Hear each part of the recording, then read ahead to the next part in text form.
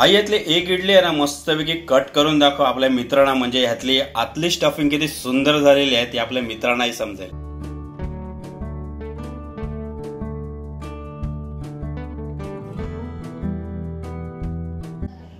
हा हा हा हा, क्या बात आहे मित्रांनो, पाहिली ना किती भारी दिसते ना इडली। मित्रांनो हीच परफेक्ट इडली तयार करण्यासाठी तुमच्यासाठी खास परफेक्ट टिप्स सुद्धा आजच्या व्हिडिओमध्ये दिलेल्या आहे, म्हणजे तुमची इडली कुठेही चिकटणार नाहीये आणि कुठेही पसरणार नाहीये। नमस्कार मित्रांनो, मी आणि माझ्या तुम्हा सर्वांचं आजच्या रेसिपीमध्ये खूप मनापासून स्वागत करीत आहोत। आजची रेसिपी आहे स्टफ ड्रायफ्रुट्स इडली आणि तुम्ही पाहतात आपला घरचा स्वाद।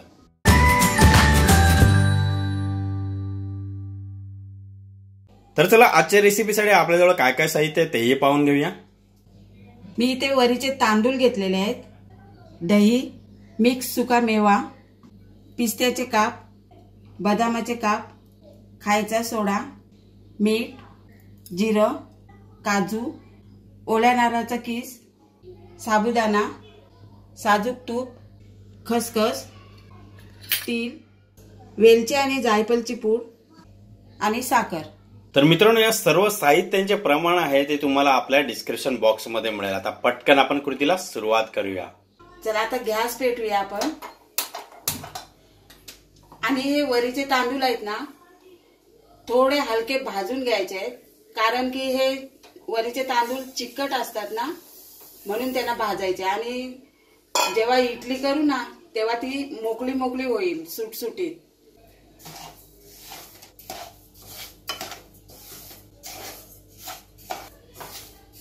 परत एकदा सांगते, जास्त भाजायची नाही, हलकीच परतून घ्यायचे। हे बघा आपले तांदूळ आहेत ना वरीचे ते हलकेसे परतून झालेत। आता काय करायचंय, ह्या भांड्यामध्ये काढून घ्यायचंय। आता ही बघा हलकीशी गरम केलेली आहे ना, ती थंड झाल्यावर आपल्याला ही धुवून घ्यायची आहे आणि पूर्ण पाणी काढून घ्यायचं आहे हिचं। आपलं आता वरीचे तांदूळ थंड होतात ना, तर इडलीमध्ये भरायचं सारण आहे ना ते तयार करून घेऊया आपण। पहिल्यांदा थोडंसं तूप घालूया साजूक। आता हे ओलं नारळ आहे ना किसलेलं ते घालायचंय, त्याच्यानंतर तीळ, खसखस, सुका मेवा, साखर, वेलची आणि जायफळची पूड थोडीशीच घालायची आपल्याला। आता हे चांगलं मिक्स करून घ्यायचं आहे आपल्याला।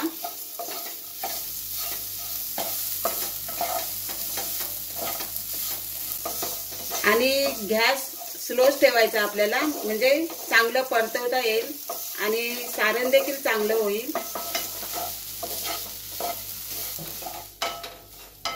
हे बघा आपलं सारण आता तयार झालेलं आहे, गॅस बंद करूया आपण। हे बघा आपले वरीचे तांदूळ मी भाजून घेतलेले ना ते आता थंड झालेले आहेत। आता काय करणार आहे, ह्या तांदळाला मी धुवून घेणार आहे आणि चांगलं पाणी स्वच्छ काढून घेणार आहे, त्याच्यातलं नितळून घेणार आहे। आता या वरीचे तांदूळ ना मी धुवून घेतलेले आहेत।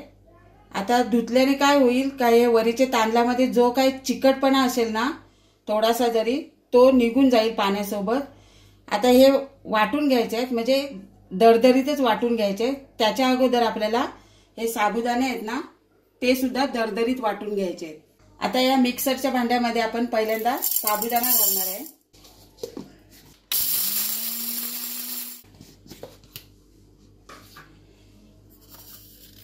हे बघा असं बारीक झालं पाहिजे दरदरीत।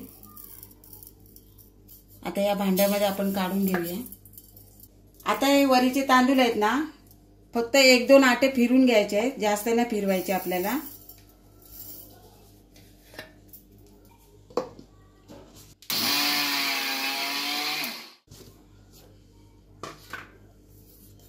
हे बघा असं दरदरीत वाटून घ्यायचं आपल्याला। जबरदस्त। साबुदाणा आणि वरीचे तांदूळ जे वाटलेले आहेत ना एकत्र केलं तरी चालेल वाटल्याच्या नंतर। आणि लक्षात ठेवायचं, वाटताना बिलकुल पाणी नाही घ्यायचा, नाहीतर चिकट होऊन जाईल। हे बघा आपलं वाटून झालेलं आहे, चांगलं मिक्स करून घेऊया।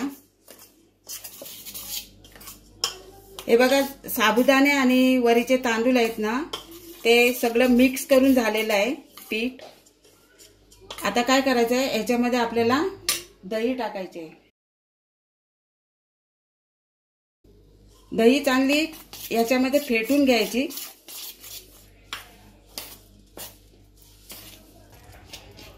आता यामध्ये आपल्याला जास्त घट्ट देखील नाही करायचं किंवा पातळ देखील नाही करायचं.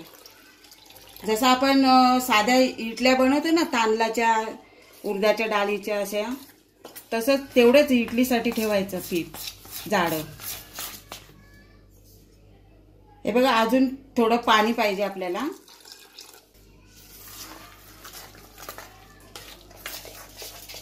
हे बघा आणखीन थोडंसं पाणी लागेल याच्यामध्ये.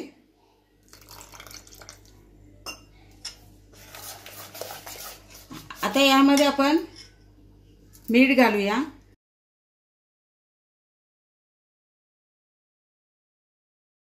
जिरं आणि हा खायचा सोडा आहे ना तो देखील घालायचा आपल्याला. म्हणजे इडली आहे ना चांगली फुगून देखील निघेल. चांगलं एकजीव करून घ्यायचं आपल्याला. हे बघा एवढं असं पातळ झालं पाहिजे, म्हणजे एकदम पातळ नाही घट्ट नाही असं ठेवलं पाहिजे. आता हे झालेलं आहे आपलं मिक्स करून. हे बघा मी इडलीचं पात्र घेतलेलं आहे. आता इडली बनवायचा साचा बोलतात त्याला. पण आता ह्याला काय करायचं आपल्याला, तुपाचा हात फिरवायचा आहे. त्याने काय होईल की ही इडली काढताना ना चिटकून नाही जाणार. हे बघा मी सर्व वाट्यांना ना तूप लावलेलं आहे. तुम्ही तेल देखील लावू शकता, असं काय नाही का तूपच लावायला पाहिजे. आता भरायच्या कशा ना इडल्या त्या दाखवणार आहे मी. थोडासा पिस्ता घालायचा आपल्याला, बदामाचे काप, काजू. आता काय करायचं आहे, इथपर्यंतच आपल्याला इडली भरून घ्यायची आहे. कारण वरपर्यंत भरली ना तर ती पूर्ण चारही इडल्या एकत्र होतील. हा म्हणजे इडलीचं जे पीठ आहे ते पसरून जाईल ना, एकमेकाला चिकटून जाईल. हो.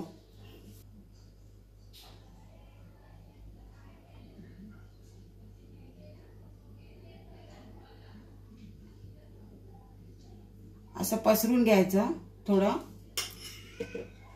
आता यामध्ये ना आपण सारण केलेलं आहे ना तयार ते घालणार आहे. हो हो हो हो जबरदस्त.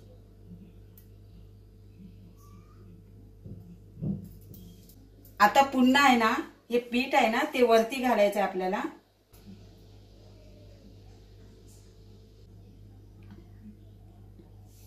आता आपण काय करायचं आहे, या इडलीला ना थोडं आपटून घेऊया असं.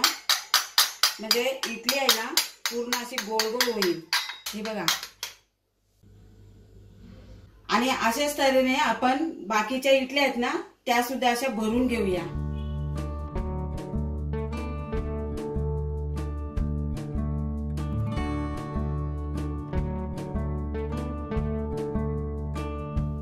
इथे बघा मी इडल्या आहेत ना सर्व भरून घेतलेले आहेत.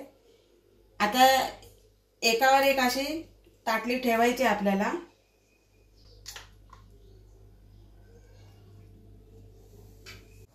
हे बघा मी इडली पात्रामध्ये पाणी घेतलेलं आहे आणि ते चांगलं गरम झालेलं आहे.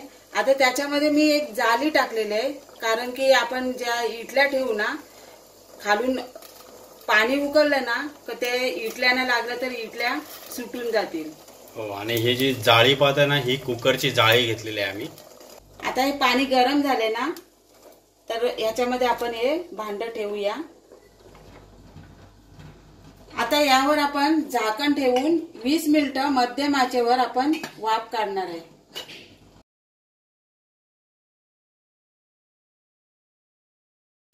चला आता आपली 20 मिनिटं झालेली आहेत.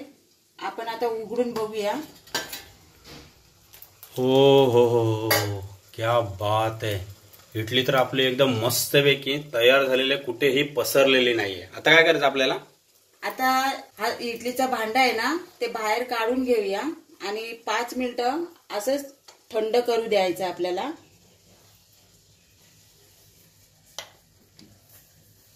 सुपर्ब.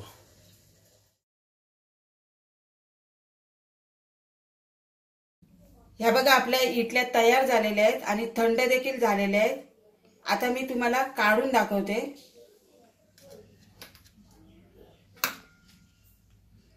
क्या बात आहे, एकदम सहजपणे निघतात. ओ हो हो हो, निघाली सुद्धा. हे बघा, एक नंबर. उलटी कर. हो हो, हे बघा आपण जे ड्रायफ्रुट्स वगैरे लावलेले ना, इतके अप्रतिम दिसतात ना. क्या बात आहे, खतरनाक.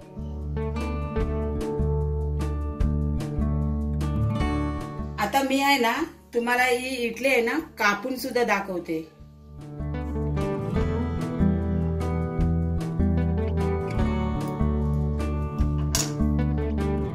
हे बघा, क्या बात आहे.